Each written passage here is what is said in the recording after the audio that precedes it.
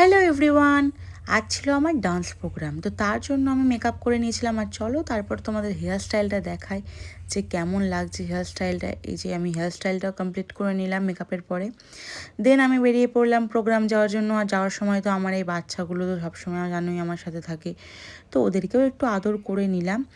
আর আজকে রবিবারের ওয়েদার যা ছিল সে তো আলাদা করে কিছু বলারই নেই। তো যাই হোক বেরিয়ে পড়লাম। আর এই বাড়িতে এসে তো বিল্লু তো সে দেখে আমাকে কী যে করে ও নিজেই বুঝে পায় না যে ও আমাকে দেখে আর মলয়কে দেখে কী করবে।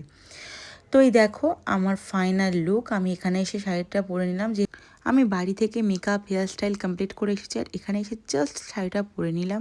আর আমাকে এই লুকে কেমন লাগছে জানিও। তো রেডি হয়ে আমি আর মলয় এখানে বসে এখন গল্প করছি। তো তারপরে আমরা ভাবলাম যে যাই, বেরিয়ে যাই। তো প্রোগ্রামটা ছিল একদম বাড়ির কাছে, তাই জন্য আমি আর মা আগে আগেই চলে গেছিলাম। মলয়কে বললাম তুমি রেস্ট নাও, আমি তোমাকে ফোন করব প্রোগ্রাম স্টার্ট হলে। আর এই হচ্ছে স্টেজ, ওখানে তখন লাইটের কাজ হচ্ছিল। তো এখানে এই যে আমরা বসে গল্প করছি, আমার সব ডান্স পার্টনার, আমি শবনম পায়েল। তারপর আমরা চলে আসলাম গ্রিন রুমে। আর এটা হচ্ছে পূজা, আমার ডান্স ক্লাসের কিন্তু ফার্স্ট ফ্রেন্ড ছিল পূজা। তো এবার প্রোগ্রাম স্টার্ট হবে, এভাবেই আমরা ওয়েট করছি। এটা তো আমাদের গুরু, আলাদা করে ওনাকে বলার কিছু নেই।